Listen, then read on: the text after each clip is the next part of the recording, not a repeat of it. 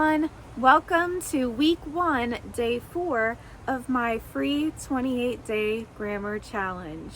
Today we're talking about the simple present tense and the present progressive tense, but we're talking about those cases in which these tenses are used to talk about the future.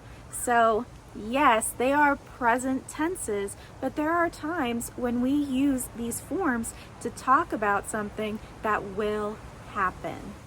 If you haven't already, please go to my website, EnglishBetweenTheLines.com/challenge in order to receive your free grammar guide for this month's challenge, as well as a free content calendar.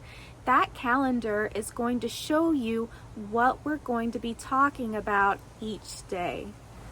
Also, be sure to join my group on Telegram, in which you will be able to talk about these exercises, get help, and get additional help also from me.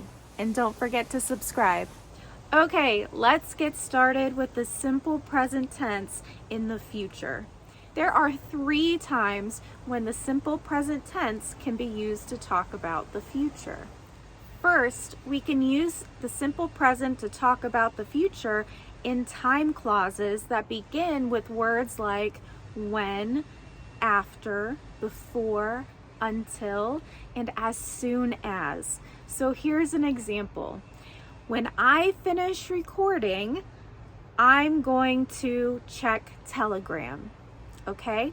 So in that case, when I finish recording, that's something that has not happened yet. I'm talking about the future, but I'm using the present tense. Here's another example. Before I go to bed, I will brush my teeth. Again, when I say before I go to bed, I'm using the present tense, but I'm talking about the future. Second, we use the simple present to talk about the future when there are fixed times. So really we're talking about plans. Dinner is at 6, or the movie starts at 7. These are fixed times, and we use the simple present.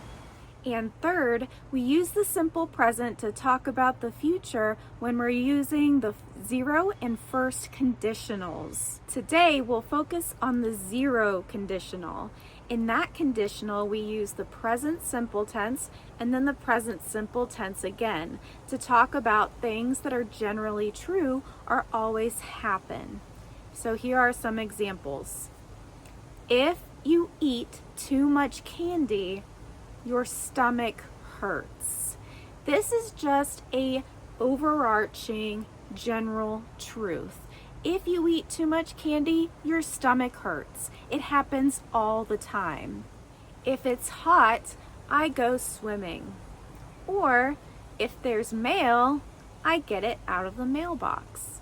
The first conditional uses both the simple present tense and the simple future tense to talk about things that will likely happen in the future. This conditional is formed by using if plus the simple present, then plus the simple future. So here are some examples. If I learn English, I will get a better job. Or if I turn on the TV, then I will sit down on the couch. If you would like to see this more clearly, in the grammar guide that I provide on my website, you can find a graph of all of the conditionals.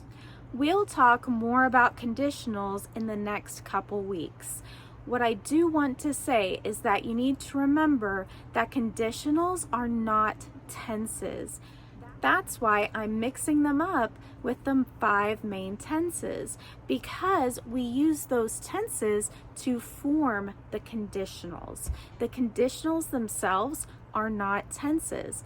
They're actually moods. So let's talk about the present progressive in the future. While there were a lot of uses and a lot of circumstances for the simple present in the future, there are not so many for the present progressive. We use the present progressive to talk about the future when there are set plans.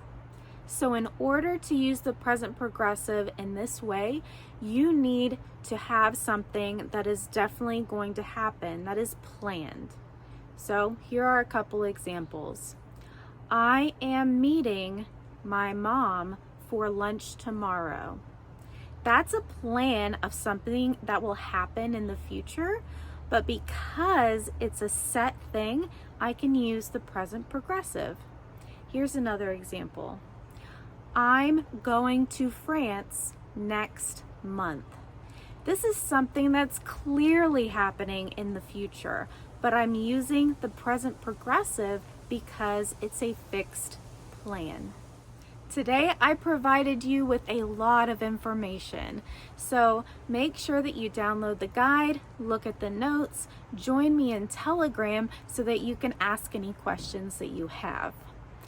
Also, today you're going to have a few extra exercises about these tenses.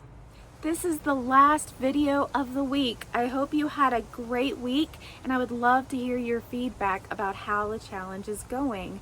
I'll be live on Friday at 5 p.m. Eastern Standard Time to talk to you and answer your questions if you don't have them answered in the comments here on YouTube or in the Telegram group.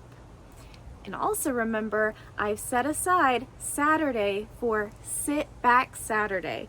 And all that means is that I want you to take Saturday to sit down and read a little bit of something in English to help you get in that habit. January is a time to start new habits. So I think this is one that could be very beneficial to you in your learning journey. And I hope you'll do it. Bye!